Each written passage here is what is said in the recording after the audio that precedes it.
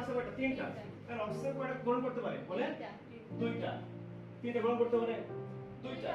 তাহলে কি হবে এখানে? Oxide 2 minus. ভালো করে দেখেন, অক্সিজেন আবার গ্রহণ সরি, তাহলে কি হবে? অক্সাইড 2 মাইনাস, আবার দুইটা গ্রহণ করে, তাহলে কি হবে? Oxide 2 minus. তাহলে এখানে আবার যদি বলি আমি কয়টা হচ্ছে এখানে? 3 অক্সিজেন প্লাস 6 ইলেকট্রন, 3 ও 2 মাইনাস। দেখেন তো এখানে কয়টা ছিল? 6টা। এখানে কয়টা ছিল? 6টা। বুঝতে পারছেন? এখন এইবার দুইটা যোগ করলে আপনার এটা ফান করবে। বুঝতে পারছেন কিনা? আমরা বই সাধারণত ভেঙে দেওয়া নাই, কিন্তু আমরা যদি ভেঙে করি টিচাররা খুশি হবে, যারা স্টুডেন্ট বুঝে।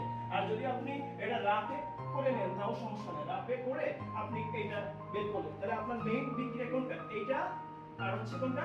এইটা। বুঝতে পারছেন? তাহলে শুধু তাই না, ফেরিক অক্সাইড, এই যেটা, এটাও সেম ফ্যাক্টর। আয়রন কত লিখবেন? দুইবার লিখবেন। এখানে অক্সিজেন কত লিখবেন? তিনবার লিখবেন। মানে রাতে করে নিয়ে আপনি তিনবার লিখে যোগ করতে পারেন, আর এইটা দুইবার লিখে যোগ করতে পারেন। ঠিক আছে? বুঝতে পারছেন? তাহলে আপনাদের যে পিরিয়ডিক প্রপার্টি